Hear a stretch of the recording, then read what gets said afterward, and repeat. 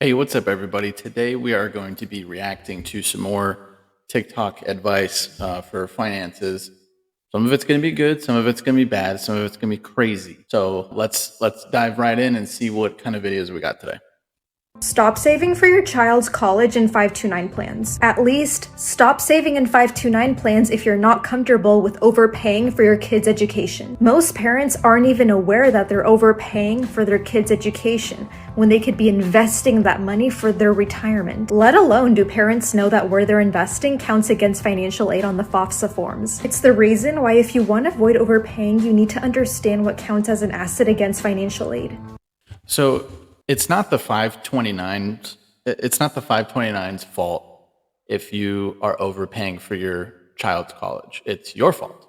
If you don't know how much you should be paying for, like, per credit hour, per semester, whatever, for that school, that's not the investment tool's fault. That's yours for not doing research. So I think that point is kind of invalid just based on it just doesn't have any ground to stand on.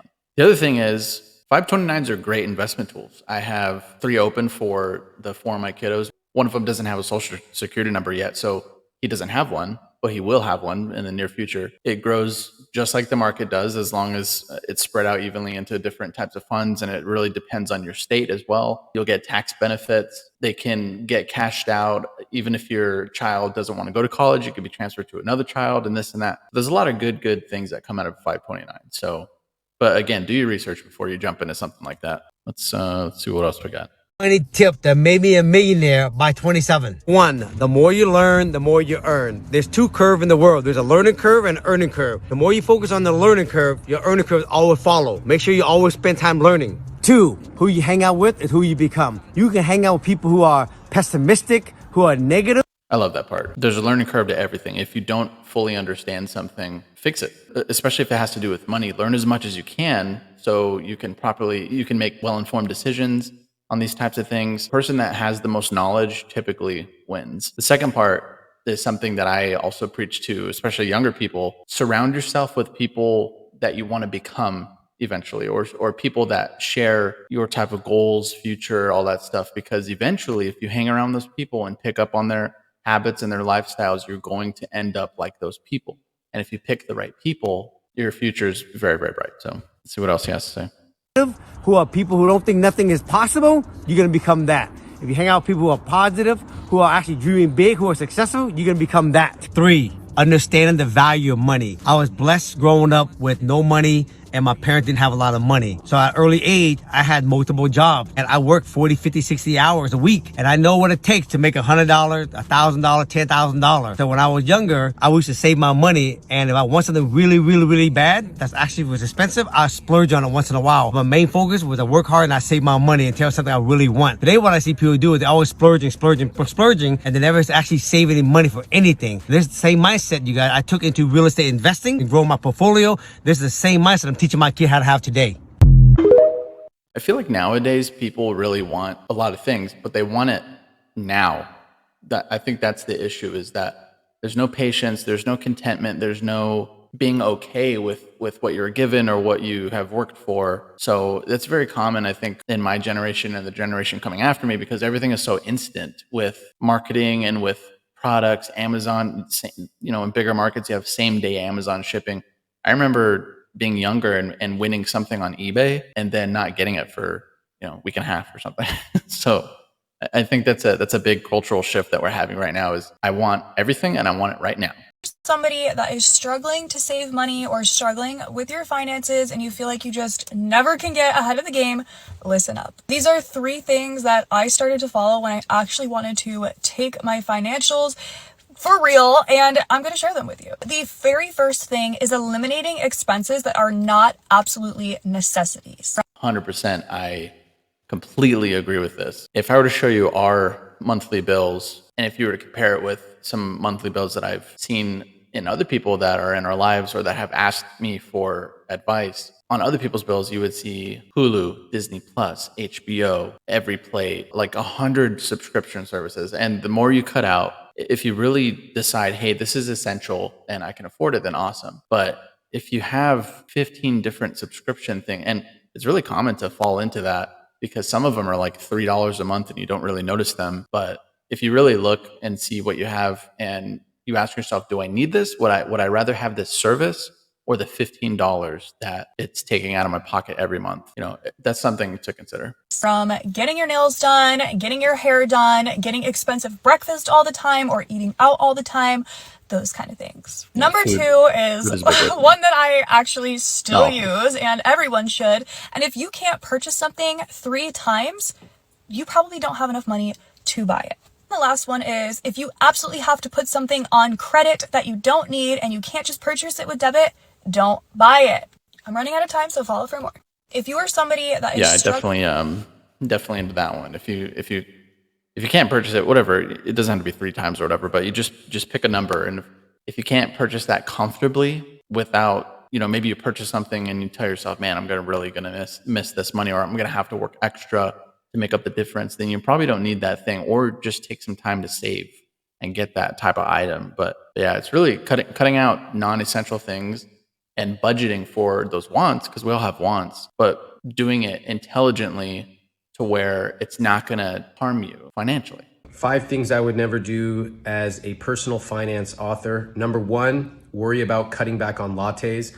$3 questions are pointless. You can go your entire life, cut back every single day on lattes, and it doesn't even add up to that much. Okay, he just said the exact opposite of what I just said, which I don't agree with that. I could see both sides of the argument though, because I'm not one-minded. I'm not, you know, I don't have blinders on. I can see both sides of the argument. On one hand, a $5 Starbucks drink isn't gonna save your life. Meaning if you don't spend that $5, it's not gonna put you in this crazy, awesome financial position. But if you're the type of person that 5 days a week before you go to work, you think you deserve a $6 latte, but instead of, you know, making coffee at home, then something like that, like getting rid of that mentality of I need something every time I go out and I'm going to get it because it's only $5, getting rid of that mentality, because it all adds up in the end. So I think it's more of a lifestyle and habit change over if you're thinking about just the one drink from Starbucks, because obviously one drink's not going to change your life. I would rather focus on 10 big wins in life, like automating my investments, negotiating my salary. It's worth way more than all the lattes you could ever save in your entire life. Next, I would never buy a house because somebody tells me I'm throwing money away on rent. This is one of the biggest myths out there in money. I've rented for over 15 years in cities like San Francisco, LA, New York. I actually made more money renting because it would have been way more expensive to buy. The key is to run the numbers, and then if buying is more expensive, make sure you invest the difference. I talk about this in all my material. I 100% like that one, because a lot of people rush into buying homes. So they rush into it with nothing down. They don't put anything down, or they rush into it and don't have an emergency fund saved up for the inevitable ACs going down, the heaters going down, a window breaks, you need a new fridge, you need a new washer, one of the carpets needs to be replaced or ripped up, the floor got wet and it's, you know, the subfloor is damaged. Things happen when you own a home. And it's best if you have cash on hand to deal with those things rather than have nothing and then you rely on credit cards or something or loans, and then it's just all a mess from there.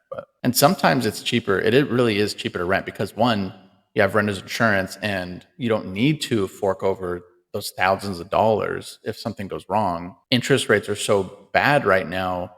Now wouldn't be the most amazing time to buy unless you had the cash to put down on a home to offset some of that interest rate. And obviously you can just refinance in a year or two because it's going to go down eventually. And finally, I would never wait to start investing. A lot of people think that you have to be rich in order to invest. It's the opposite. The way you get rich is by investing even $50 a month. The simplest way you can do it, use a target date fund, automate it, spend less than an hour a month on all of your finances, and you are off to the races. That's my philosophy on money. Yeah, compound interest's best friend is time. The more time you have to invest, the better you're going to be in the long run. And obviously, I don't suggest investing anything unless you have little to no debt or you have plans on paying off the rest of your debt. You have emergency funds set up and you practice lifestyles and all that stuff that align with your overall financial goals. Biggest financial traps that you can fall into is lifestyle creep. Lifestyle creep is when you begin to slowly upgrade every category of your life as your salary increases. It's like your standard of living has suddenly elevated. I am so guilty of this. However, falling victim to lifestyle creep is one of the easiest ways that you can continue to live paycheck to paycheck, even when your salary increases. The best way to protect yourself and be financially responsible is to ensure you're increasing your saving targets as your paychecks increase. This happens all the time to everybody. It's happened to me. I guarantee you it's probably happened to you, and you might not even realize it. You know, you get a dollar raise, or you get if you're on a salary, say you get like a 5% raise or 2%, whatever. You know, you get a raise and you see that extra money that comes in. And instead of planning for that money, like, oh, I'm going to save more or I'm going to invest more, what it turns into is, oh, well, now whenever I go out to drink or whenever I go out to eat or whenever I want to buy more clothes shopping, it's not going to hurt as much because, you know, I got $200 extra a month. So we got that raise, but it's wasted because in our heads, we've already spent it instead of planning it. All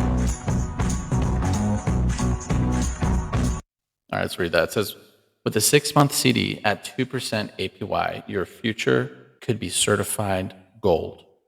Okay, CD means certificate of deposit. So if you don't know, a certificate of deposit is you give money to a broker or a bank or whatever, and they promise you a guaranteed return, but you have to lock up your money. So it's not like a brokerage account or a high yield savings account, money market account where you can take it out whenever you want. Your money is locked in there. And right now, just go on your bank's website. Let's say you bank with Wells Fargo. Go to their products page and look up certificates of deposit. I guarantee you, especially for 6 months, they can go up to like 3 years, 5 years, 10 years. First of all, 2% or 3%, whatever that slide said, it's not beating the rate of inflation whatsoever. Right now, it's above 8%.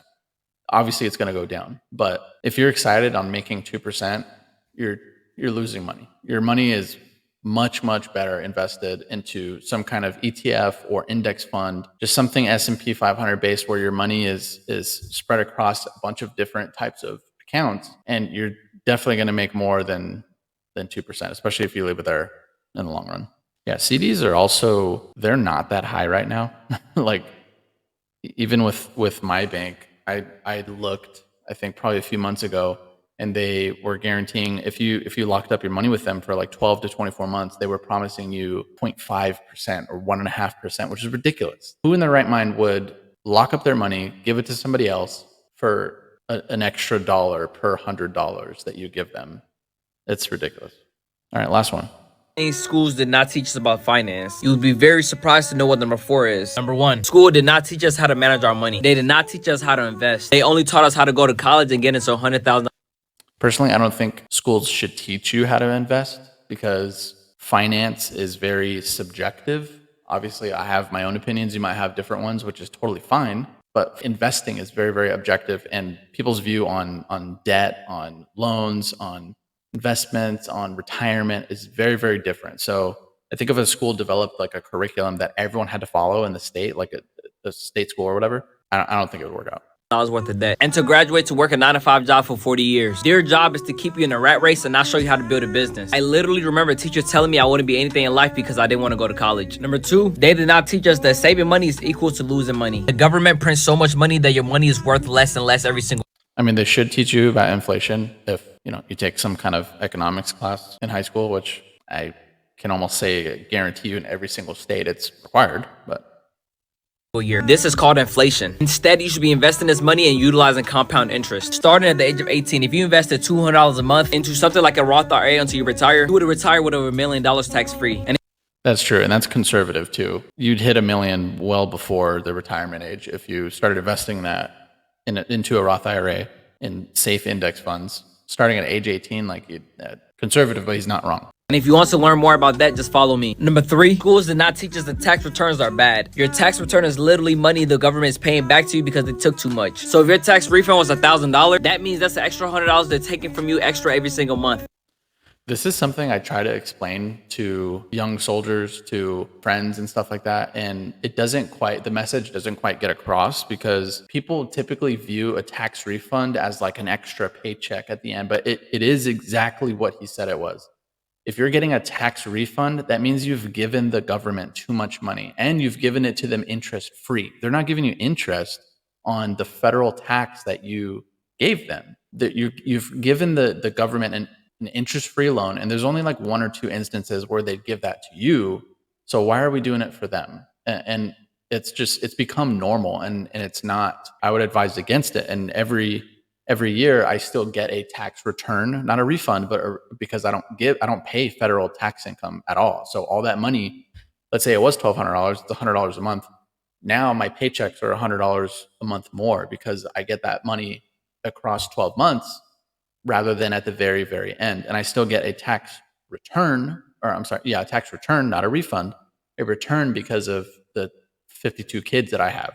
I get the child tax income, the credit or whatever. And then, investments and businesses and all that stuff. So yeah, definitely withhold at a higher rate, and don't just jump into it. Like, do your research and ask people, but you want to withhold at a higher rate so they take little to no federal tax out of your paychecks.